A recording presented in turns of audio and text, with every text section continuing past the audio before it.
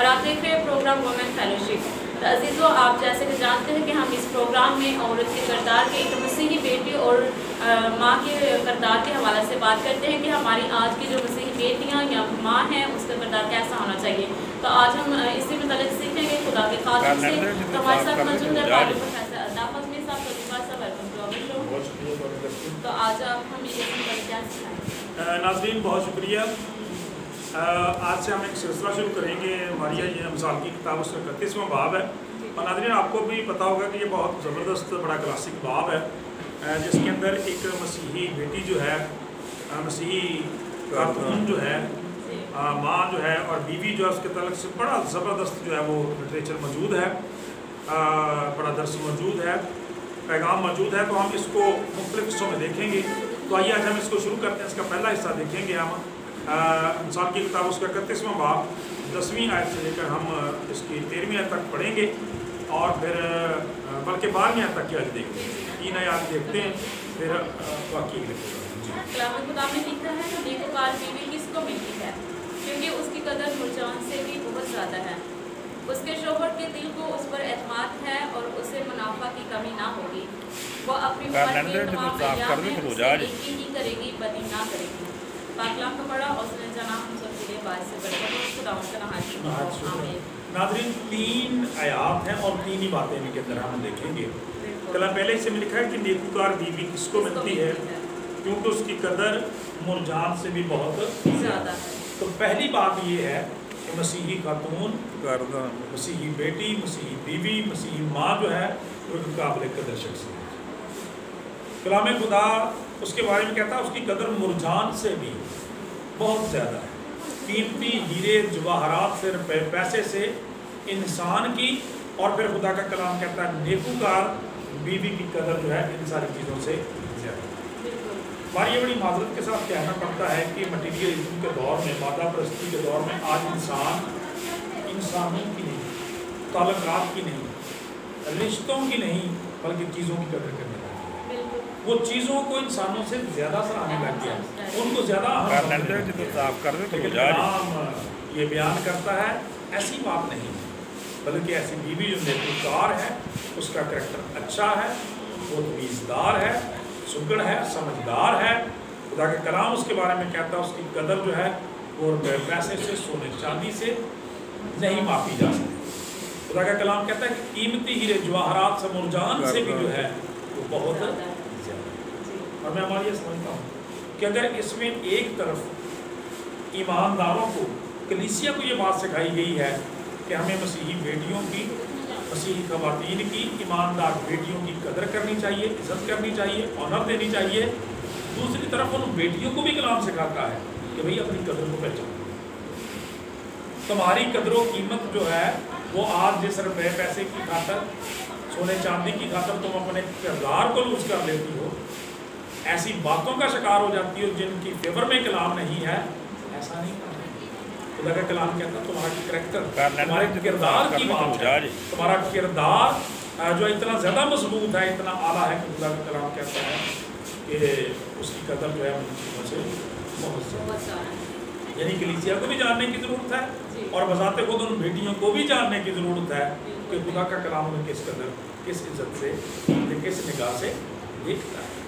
لیکن ہوتا مسئلہ یہ ہے کہ چونکہ ہم خود بھی اپنے آپ کو نہیں پہچانتے، تو اس وجہ سے ہم کئی دفعہ معاشرے میں ناکام ہو جاتے ہیں اور خاندانی زندگیاں تباہ و برباد ہو جاتی ہیں۔ بڑی کوشش کے ساتھ، بڑی محبت کے ساتھ، کثیر روپیہ خرچ کر کے شادی کی جاتی ہے، چند ماہ کے بعد طلاق کی باتیں ہونے لگتی ہیں۔ کیوں؟ دونوں طرف سے اس ذات کی، اس شخصیت کی قدر کی ہوتی ہے۔ خدا کا کلام رشتوں کو، شخصیت کو خدا سمجھتا ہے۔ جب یہ کہتا ہے نا کہ نیکوکار بیوی کی بات کرتا، یہ اس ریلیشن کی بات کر رہا ہے کہ شادی کا جو تعلق ہے وہ خدا کا آپ ہماری آبادی آدم میں دیکھیں، جب آدم کو بنایا تو اس کے بعد خدا نے دیکھا، کہا کہ آدم کا اکیلا رہنا چاہیے، اور پھر بیوی کو بنایا اور مددگار بنایا۔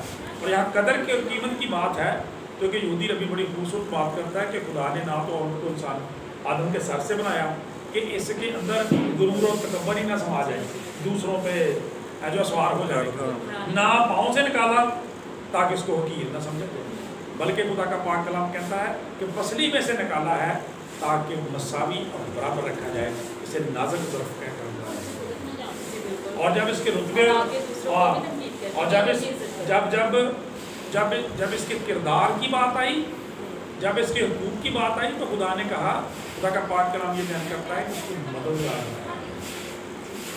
आज हमारी बेटियों को, ईमानदार ख़वातीन को मददगार बन के जो है वो दूसरों के लिए खानदानों के लिए काम करना चाहिए। बहरहाल मजमूई तौर पर ये है कि खुदा का कलाम की निगाह से देखता है और वो बीवी की बड़ी कदर करने का हुक्म देता है।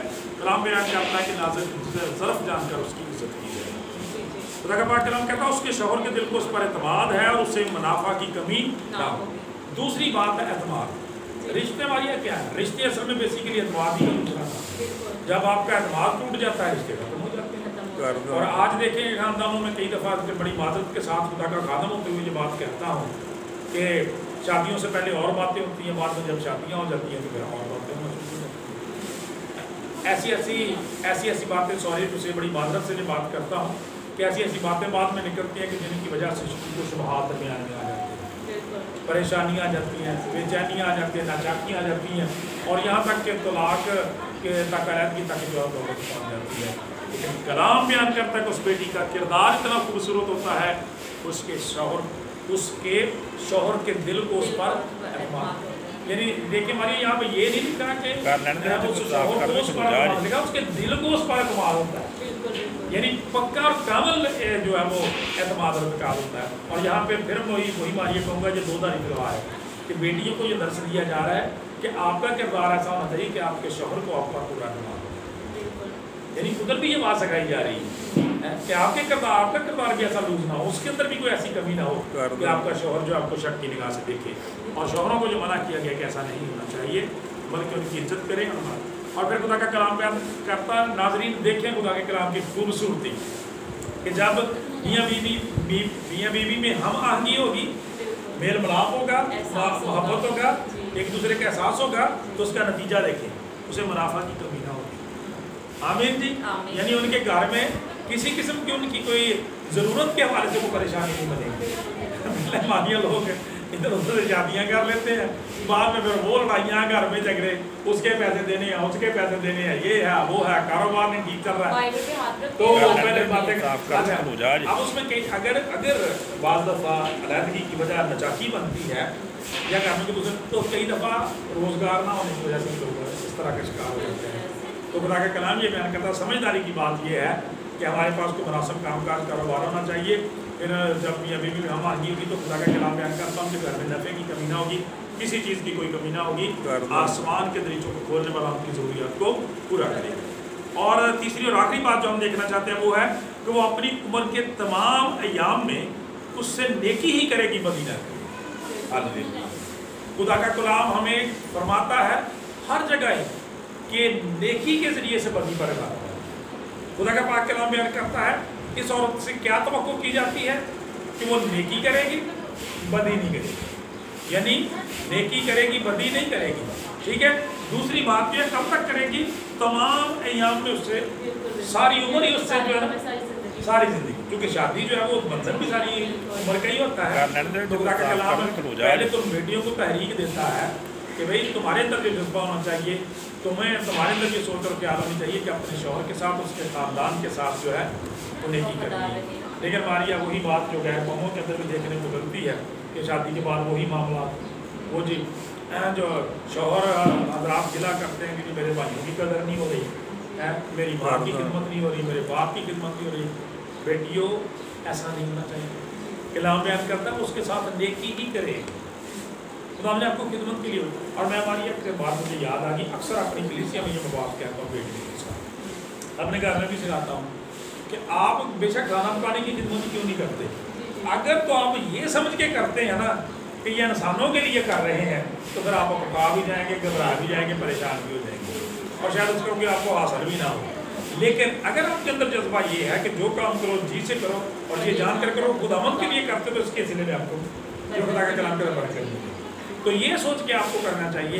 تو لہٰذا بیٹیوں کو بھی مشورہ ہے کہ آپ اپنے شوہر کی خدمت, اس کے خاندان کی خدمت, اپنے خاندان کی خدمت یہ سوچتے ہوئے کریں کہ آپ خداوند کی خدمت کرتے ہیں, لہٰذا نیکی کرنی ہے, بدی نہیں کرنی. آج جب تھوڑی دیر میں نے اوپر پڑھا ہے کہ شکوک و شبہات ان کے درمیان میں آ جاتے ہیں اور وہ اسی بدی کی وجہ سے آ جاتے ہیں جو خاندان کے اندر آ جاتے ہیں. اگر شوہر کی طرف سے ایسی کوئی بات آ رہی ہے, بیوی کی طرف سے کوئی ایسی بات آ رہی ہے, وہ کہتے ہیں کہ شروع میں اس کو دبا دینے کی ضرورت ہے, ختم کرنا, ٹھیک ہے, بلکہ نیکی کے در پہ رہنا ہے, ایک دوسرے کو اپنے سے بہتر سمجھنا ہے, اور پھر ساری عمر کا عہد ہے.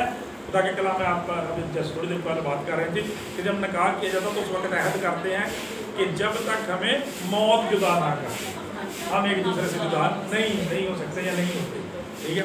اس کے بعد میں اکثر جب یہ نکاح کی سیرمنی کرتا ہوں تو وہ وقت آپ کو پتا کہ آج کل موویز وغیرہ بناتے ہیں, تو میں وہ بنانے والے جو میں کہنا پانچ بھی کہتے آپ بھی دیکھ لے ہو, ٹھیک ہے, یہ لوگوں نہ پائی جائے ہو, میں کتنا نے کپڑے پائے دینا کہ میں بھی دیکھنا بھی بھائی ہوتے ہاتھ رکھے اقرار کیتا پادری صاحب کے پیچھے پھر دکھ میں, بیماری میں, وبا میں, دوسرے میں کبھی نہیں چھوڑوں گی, کبھی نہیں چھوڑوں گا, اس کو خود بھی دیکھ لیں. تو ضرورت اس بات کی ہے کہ ہم خدا کے کلام کے مطابق زندگیاں گزاریں. اس لیے ناظرین آج کے اس خوبصورت خیال کے ساتھ اجازت چاہتے ہیں کہ خدا کا کلام جو ہے ایک مسیحی بیٹی, مسیحی بیوی کو بڑی قدر کی نگاہ سے دیکھتا ہے. خدا کا کلام بیان کرتا ہے رشتوں میں تقدس کو, محبت کو, اعتماد کو قائم رکھنا چاہتا ہے, اور کلام فرماتا ہے کہ ساری عمر جو ہے وہ خدا کے خوف میں, خدا کے جلال کے لیے گزاری جائے تاکہ ہماری زندگیوں سے خدا کے نام کو خدا سے خاص کلام کے وسیلے سے سب آمین آمین. تو جی ویورز وقت ہے کہ ہم اپنے سب کچھ کریں اور خدا کے قدم کے ساتھ مل کر دعا مانگیں. آسمانی باپ تیری شکر گزاری کرتے ہیں مجھے سارے وقت کے لیے, چینل کے لیے, تمام تر انتظامیہ کے لیے, اس پروگرام کے لیے, ہوسٹ کے لیے, پیارے خدا تیرا فضل تیری شفقت محبت آج کی خوبصورت کلام کے لیے. تیرا کلام خدا سچا ہے کہ تیرا کلام ہمارے قدموں کے چراغ ہماری راہوں کی روشنی بخش دے. پیارے خدا نے مسیحی ایماندار سچی بیٹی کے تعلق سے, بیوی کے تعلق سے, پیارے خدا خدا جو تعلیمات تیرے کلام نے آج ہمیں سیکھی ہیں اس کو دل و جان سے قبول کریں اور اس پر عمل پیرا ہو تاکہ پیارے خدا ہماری زندگی اس تیرے پاک نام کو عزت افضلال ملے, دنوں میں امن, سکون اور سلامتی کی فضا قائم ہو. پیارے خدا اپنے ملک کے لیے, حکومت افواج کے لیے, تمام تر چرچے سارے خدا دین کے لیے تیرا بڑا فضل چاہتے ہیں. سب کو برکت دینا اور اپنے جلال کے لیے استعمال کرنا. تیرے بیٹے اپنے پیارے خدا میں یہ سب